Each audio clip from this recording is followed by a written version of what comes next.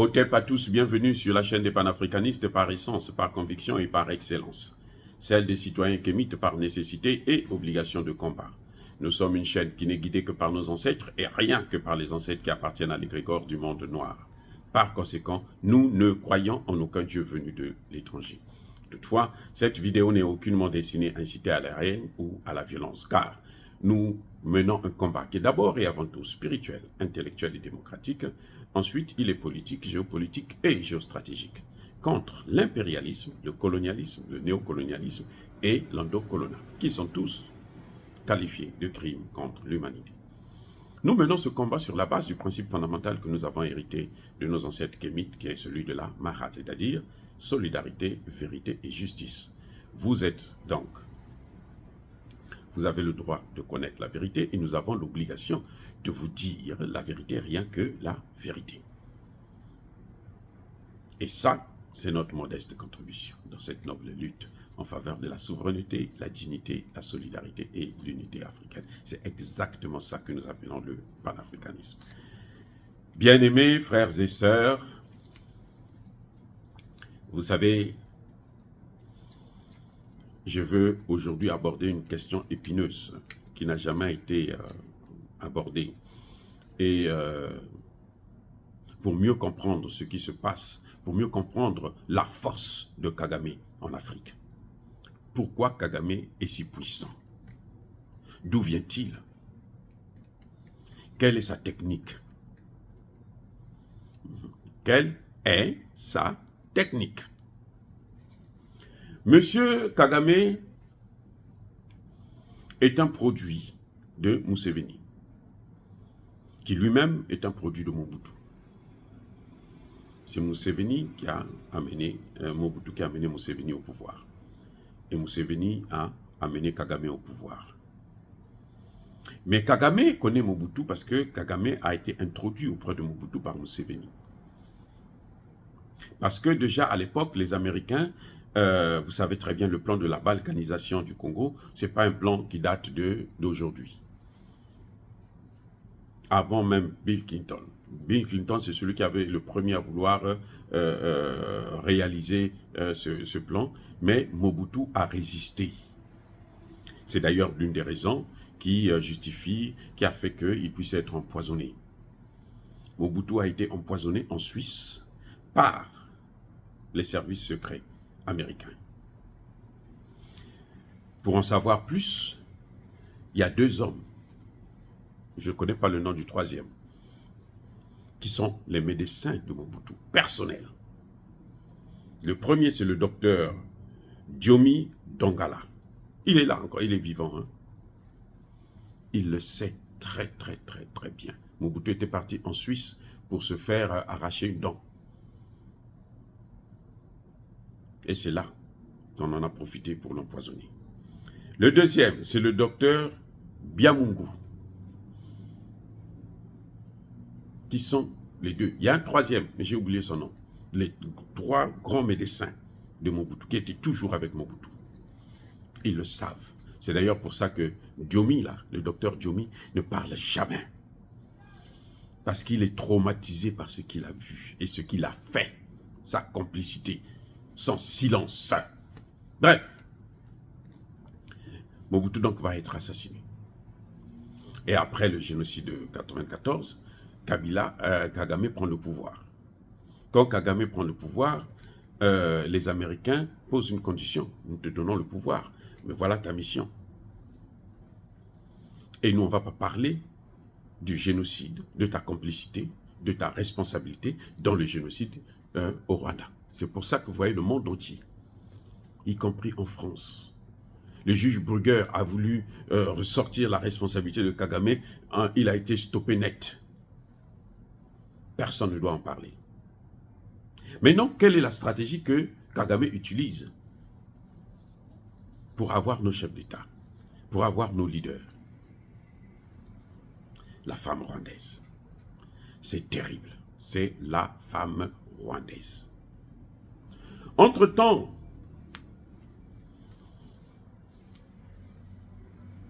les leaders congolais,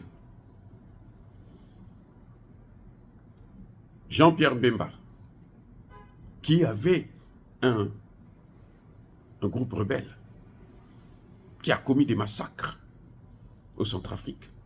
On l'a amené à la haie parce que son groupe était très fort. Depuis qu'il est maintenant ministre de la Défense, il n'est pas capable d'organiser l'armée. Vous savez pourquoi? Parce que Jean-Pierre Mbemba, c'est l'homme de Museveni.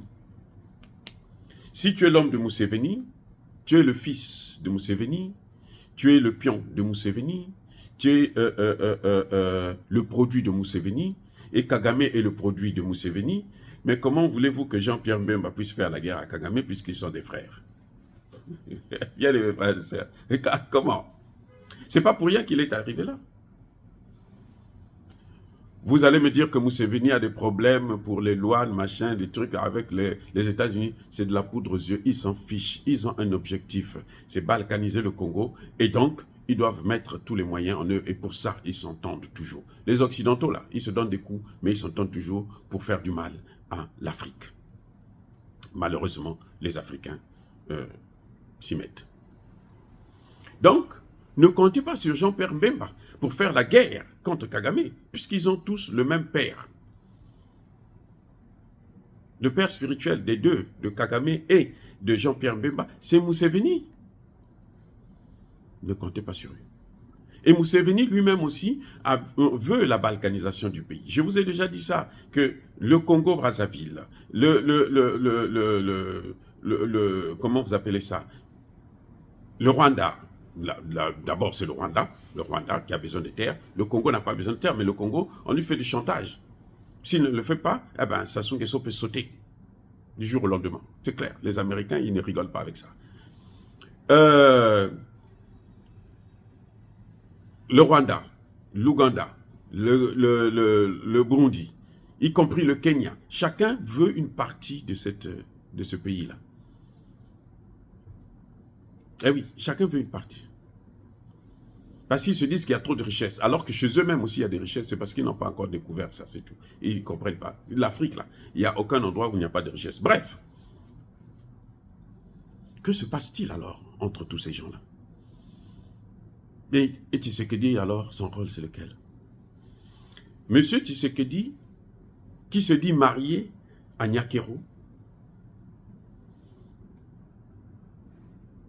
et le mari, ou l'ami, le copain, d'une Rwandaise. Voilà la force de Kagame, la femme rwandaise. Quand il veut vous avoir, il met entre vos jambes une femme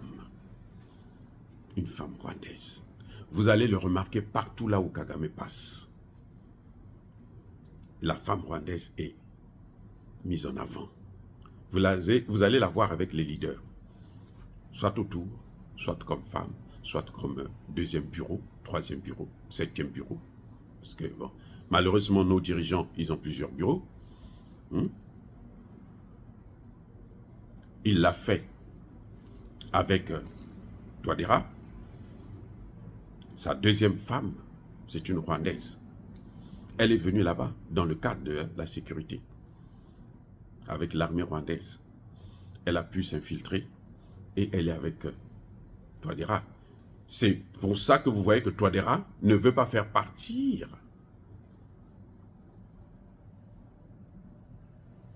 la MONUSCA. Eh oui.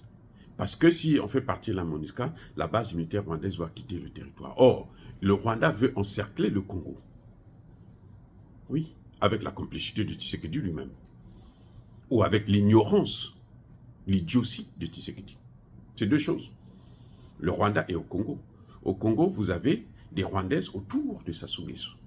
Autour des ministres de Sassou Nguesso.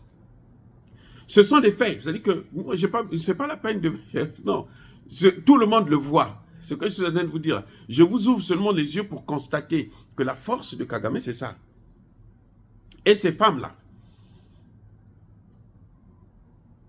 les leaders, tous ceux qui coopèrent avec Kagame ont droit de cuissage sur ces femmes. Je mets entre parenthèses c'est une violation grave du droit de la femme africaine. Je vous le dis, ce n'est pas parce que je suis content de ça, non. Parce que Kagame doit arrêter avec ça. La femme rwandaise n'est pas un objet, que ce soit clair. La femme rwandaise n'est pas un objet de plaisir. C'est une femme africaine, comme toutes les femmes africaines, qui mérite d'être respectée. Il y en a qui sont faibles parce que pour le travail, vous êtes obligé de garder le travail, alors vous êtes obligé de faire ce qu'on vous demande de faire. Nous le déplorons pour nos sœurs, nos mères, nos enfants, qui acceptent de tomber dans le piège. Mais la responsabilité, c'est la responsabilité de Kagame. C'est une forme de proxénétisme politique.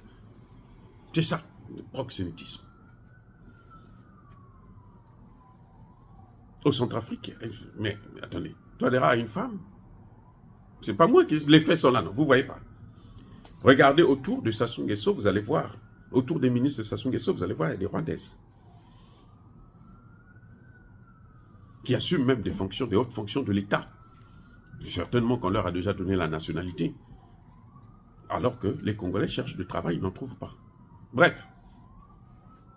Maintenant, revenons sur le Congo. Je vous ai dit que la prétendue femme de Tshisekedi, c'est une Rwandaise, qui est d'ailleurs gracieusement payée à hauteur de 100 000 $ américains par mois. Vous comprenez? Mais ce qu'il y a de plus grave, c'est qu'ils ne sont même pas mariés, d'après mes sources. J'aimerais qu'on puisse me contredire, je présenterai mes excuses au président Tshisekedi. Mais je dis qu'ils ne sont pas mariés. D'après mes sources, ils ne sont pas mariés. Ils n'ont même pas fait le mariage traditionnel. Parce que chez nous, le vrai mariage, en fait, c'est le mariage traditionnel. Quand tu viens voir les parents de la femme, tu dotes la femme. C'est ça chez nous, le vrai mariage. Tu viens prendre la femme dans les mains de ses parents et tu l'amènes dans ta maison. Et c'est comme ça que tu te feras respecter. Tant que tu ne fais pas ça, là. Ce que nous appelons ici en Occident, Yakatovanda. Viens, nous allons habiter ensemble. C'est-à-dire, tu prends la femme gratuitement. Ceux qui l'ont mise au monde, ceux qui l'ont élevée, qui l'ont éduquée, qui l'ont fait grandir, tu t'en fous d'eux. Chez nous, ça ne se fait pas. C'est une erreur monumentale qui peut avoir des conséquences à l'avenir. La femme, vous devrez la prendre, vous allez voir ses parents, son père, sa mère, ses oncles et autres, pour dire, votre fille est maintenant à ma disposition. C'est maintenant ma femme. Je veux maintenant vivre avec elle. Et quand elle a un problème, ses parents peuvent venir te voir pour dire, oh, monsieur, vous êtes venu prendre notre fille. Bon, qu'est-ce qui se passe? Ça, c'est la culture africaine. Ce que Tshisekedi n'a pas fait. La femme qu'il a là, c'est ce qu'on appelle Yakatofanda. Yakatofanda, ça veut dire, viens, nous allons habiter ensemble. Vous vous connaissez, vous avez des relations, vous êtes des amis, des copains, et puis bon, vous décidez comme ça d'habiter ensemble dans la même maison. C'est pas légal. Et pire encore, si vous portez des bagues, là, vous commettez une erreur encore plus grave. J'aimerais que les gens puissent me donner les photos. Parce que moi je me suis marié, j'ai des photos. J'ai des photos. J'ai les photos de la dot, j'ai les photos de mariage. Donc, vous ne pouvez pas me dire quoi que ce soit. Voilà. Quand on me donne, comme me disent, c'est un grand chrétien, non? Quand est-ce qu'il a fait le mariage à l'église? Dans en tant que chrétien, il faut que le prêtre bénisse votre... Il a fait venir le pape, non? Il n'a qu'à prouver. Déjà, ça, c'est une erreur grave. Spirituellement, là, tu es anéanti. Tu n'as aucune valeur devant les parents de... Oui, les Rwandais ne peuvent pas le respecter parce qu'il n'a aucune valeur. Tu prends leur fille sans leur dire, non, parce que tu es présent, parce que tu as l'argent, parce que tu lui donnes beaucoup d'argent, tu le mets comme ça. Mais spirituellement, là, Dieu, il s'en fout de ce que nous faisons, nous décidons. Même de ce que les parents de la femme la décident. Dieu, il agit là, en fonction de ce que tu fais par rapport à sa loi. Si Dieu a dit, moi je voudrais te voir marié légalement avec cette femme, et toi tu la prends comme ça là, non, tu es puni, les gars. ça arrivera le moment où ça arrivera. Bref, donc vous voyez la force de Kagame au Congo démocratique. Ça passe par la femme. La femme est conseillère spéciale du président. Elle a tout un cabinet. Dans ce cabinet, vous allez voir, tous les noms Tutsi sont là. Hein, tous les noms Tutsi sont là. Kagame, Kabiringi, Kawachin, Kachesi, Kasela. Tous les noms, ils sont là. Si vous pensez que je mens, l'homme qui peut vous donner de bonnes informations, c'est un certain Fortunat Bisselele. Lui, il connaît bien la famille. Il connaît bien la femme. Lui, il a été aussi conseiller de Tshisekedi. Il a été arrêté pour une affaire de détournement de près de 500 millions On a découvert dans sa maison 500 millions quand il a été arrêté. 500 millions de dollars américains. Et il sait d'où ça vient. Ça, je ne rentre pas dans les détails. Vous voyez, donc, vous lui posez la question, il va vous dire exactement la vérité de ce que je suis en train de dire. Donc, quand tu as une femme qui est à côté de toi, qui appartient, qui est la sœur, la fille de Kagame, ne t'attends pas à faire la guerre contre Kagame. Comment ça? Attendez, mais vous réfléchissez ou pas? Regardez bien les choses, comment ça se passe. C'est ça qui entraîne la faiblesse. C'est pour ça que... Et Kagame, c'est Kagame qui a introduit, qui a soutenu, qui a validé, qui a sponsorisé la présidence de Tshisekedi. Vous savez, le nain géopolitique français là, comment on l'appelait? Macron, voilà, Macron, la Macronie. Emmanuel Macron est venu dire, c'est à Kinshasa qu'il a dit, si je n'étais pas là, tu ne serais pas président. Sans moi, tu ne serais pas président. C'est un compromis à l'africaine. Parce que nous savons tous que c'est Fayoulou qui avait gagné l'élection. Mais qui a introduit Tshisekedi? C'est Kagame. C'est le même Kagame là qui a fait de Tshisekedi le président. C'est lui qui a choisi Kagame, et plutôt Tshisekedi. Et oui.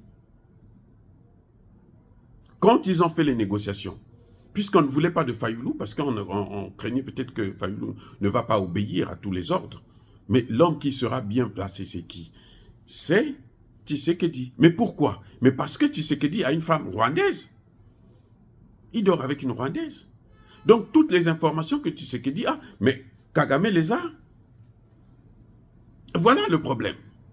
Toutes les informations, Kagame les a. Puisqu'elle travaille pour son pays. La force des Rwandais, c'est ça. Ça, il faut le reconnaître, les Rwandais sont très solidaires. Pour soutenir le M23, il y a des Rwandais qui cotisent de l'argent en Occident, aux États-Unis, en France, au Canada, un peu partout, et qui envoient pour soutenir la guerre du M23. C'est comme ça qu'ils sont en train de faire la guerre.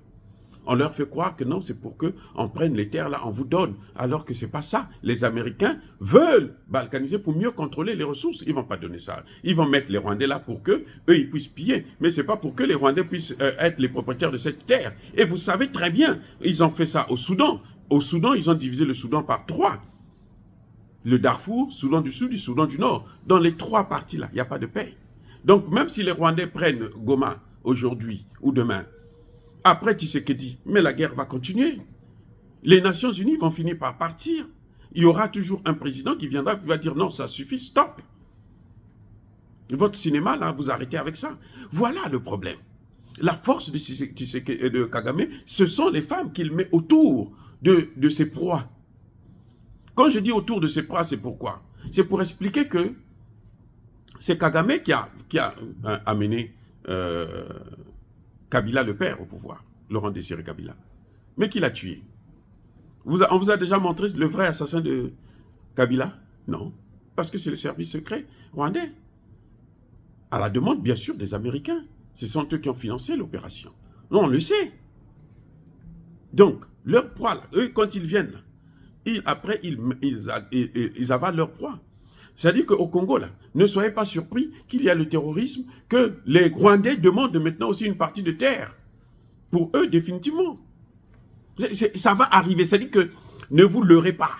C'est comme ça. Au Centrafrique, là, Si Touadéra ne fait pas partir de la mission des Nations Unies qui est là-bas, les Rwandais qui sont là, un jour, feront exactement ce qu'ils sont en train de faire au Congo. C'est l'objet des Rwandais. Kagame a dit, je veux créer un empire d'outils en Afrique.